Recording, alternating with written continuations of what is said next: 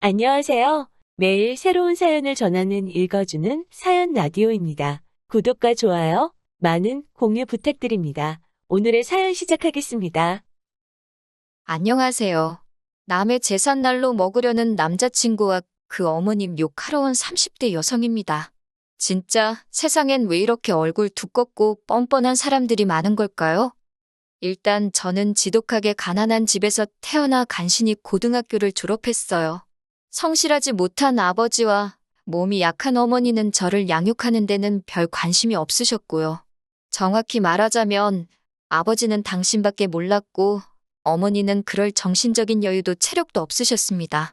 아버지는 생활비도 거의 가져다 주지 않으셨는데 그렇다 보니 어머님은 늘 당신의 형제들이나 이웃들에게 돈을 빌리기 바쁘셨지요.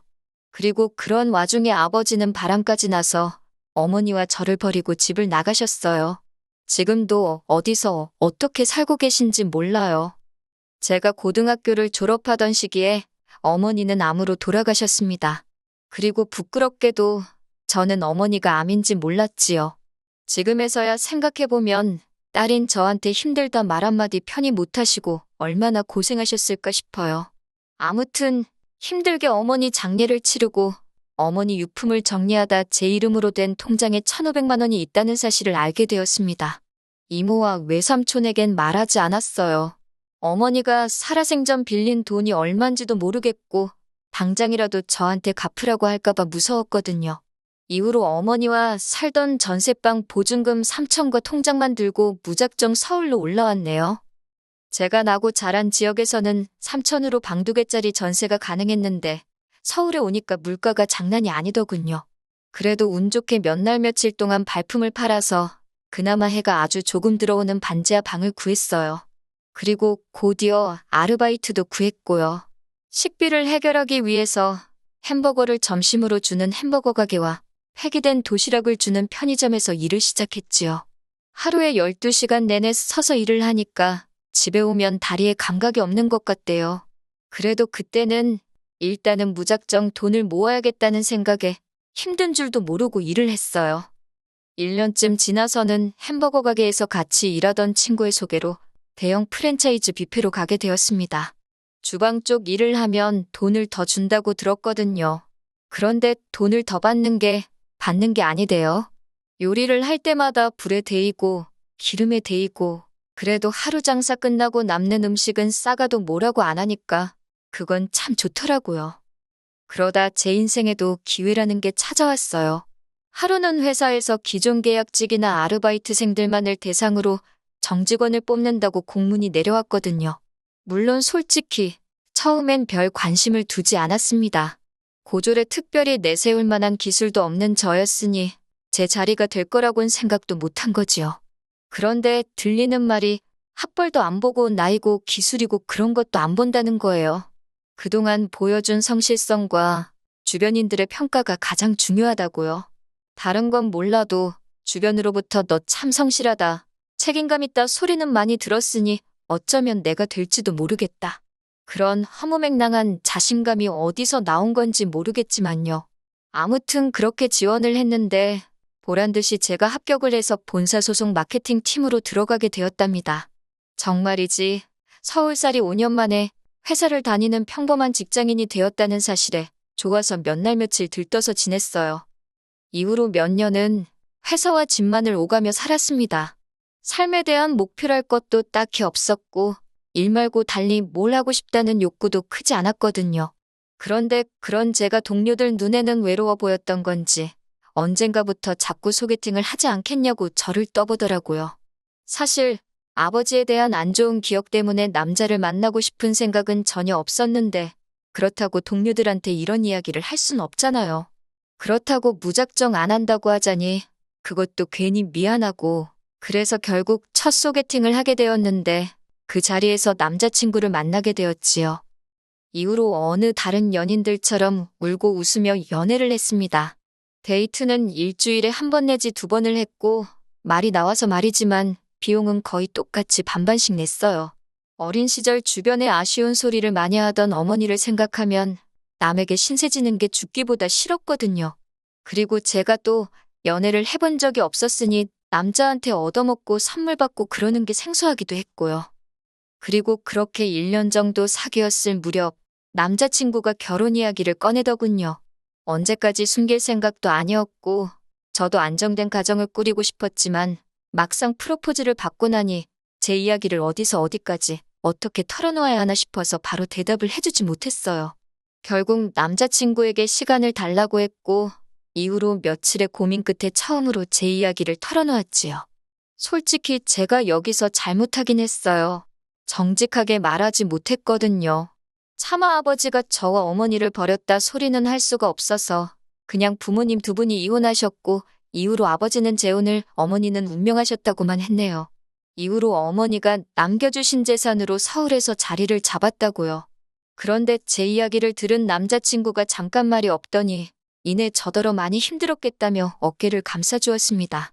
그리고 그런 남자친구의 태도에 이 남자라면 내 아버지와는 달리 평생 내 옆에 있어줄지도 모르겠다는 생각을 하게 되대요.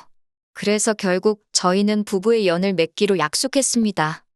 제 경우 10년 넘게 꼬박 돈만 벌어 모았더니 모아둔 돈만 1억이 넘었어요.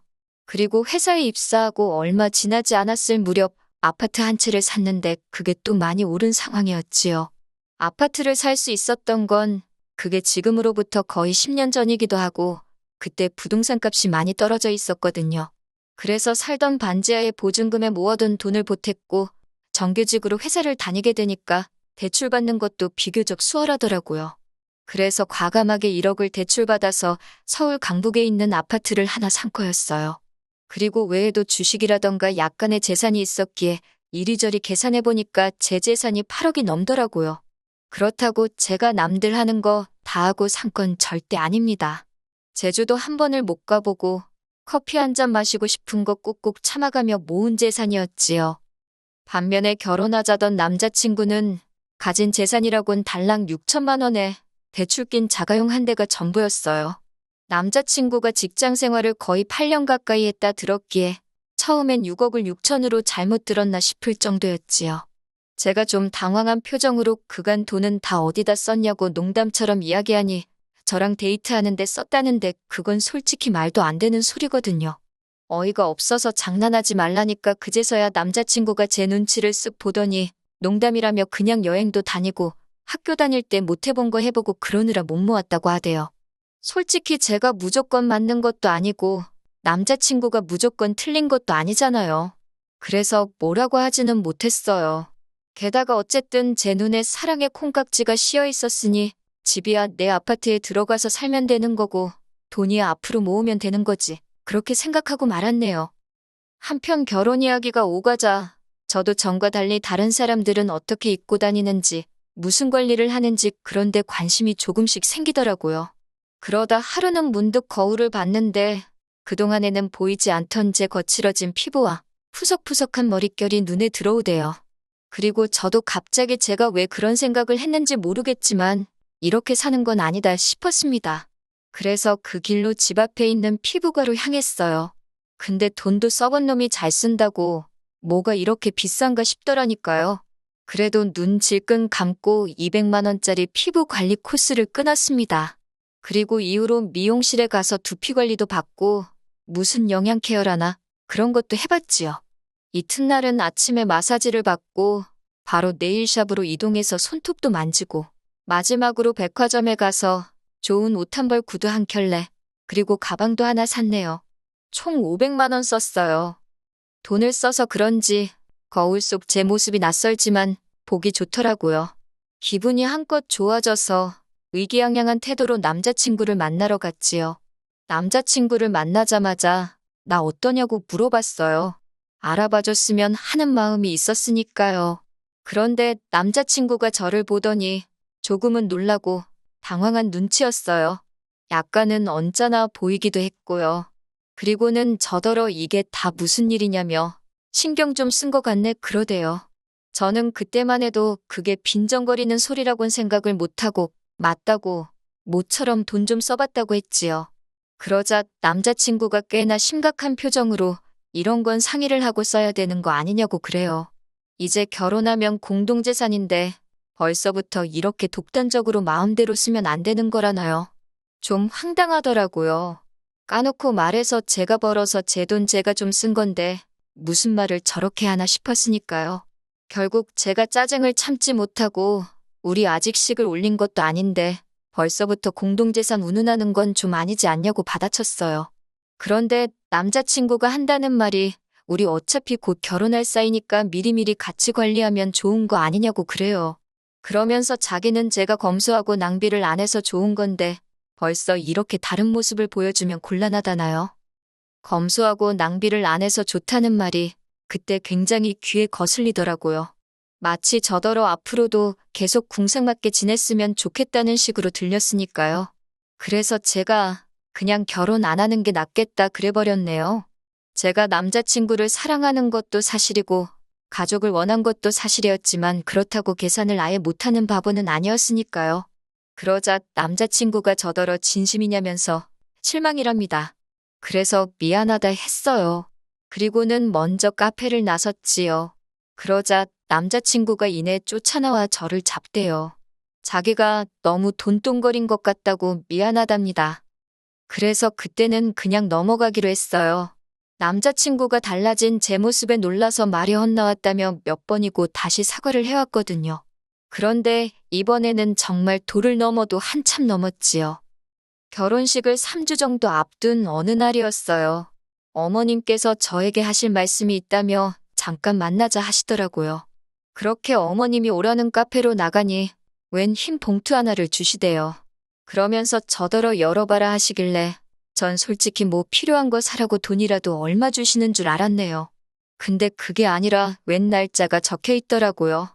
어머님이 하시는 말씀이 저희 혼인신고하는 날을 받아오셨답니다. 결혼식 날짜도 안 받고 저희가 정한 건데 혼인신고 날짜를 받아오셨다니 좀 의아하긴 했어요.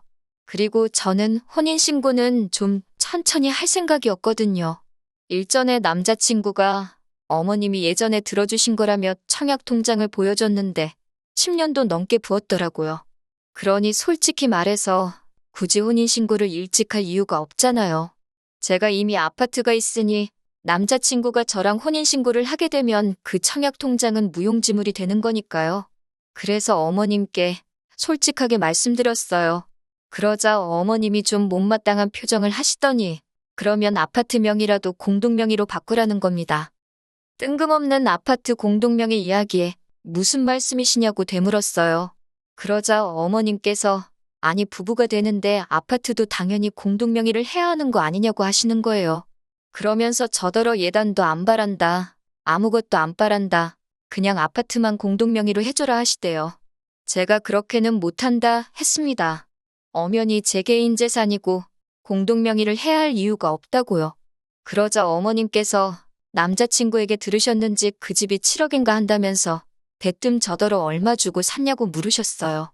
1억 8천 주고 샀다고 하니까 그러면 당신이 8천 내준다고 그러니 공동명의 하랍니다. 5억은 제가 노력해서 얻은 것도 아니니 평생 함께할 사람하고 반반 나누는 게 뭐 그리 아깝냐고요. 그리고는 하시는 말씀이 만약에 내 아들이 너랑 결혼하고 나서 복권에 당첨됐는데 이건 내 복권이다 하고 나와주면 기분 좋겠냐입니다. 황당한 비유에 기가 막히더라고요. 그래서 아파트하고 복권을 어떻게 비교하시냐? 억지 쓰지 마시라 했어요. 그랬더니 어머님이 대번에 제가 당신더러 억지 쓴다 그랬다고 그 말꼬리를 붙잡고 늘어지셨습니다.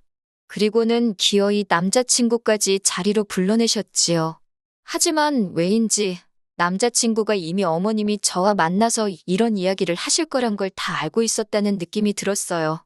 남자친구가 저를 설득하려 들대요.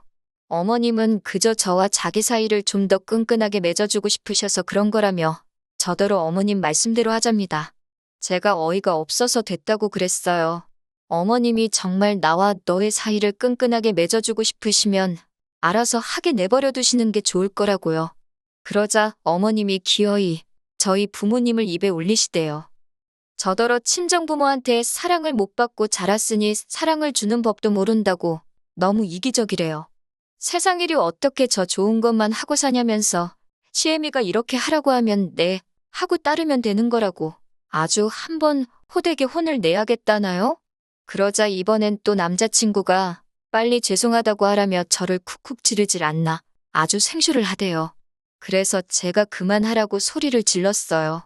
그리고는 남자친구더러 너도 그렇고 니네 엄마도 그렇고 칼만 안 들었지 날강도냐고 여기 카페에서 아무나 붙잡고 니들이 하는 말이 정상인가 물어보라 그랬어요.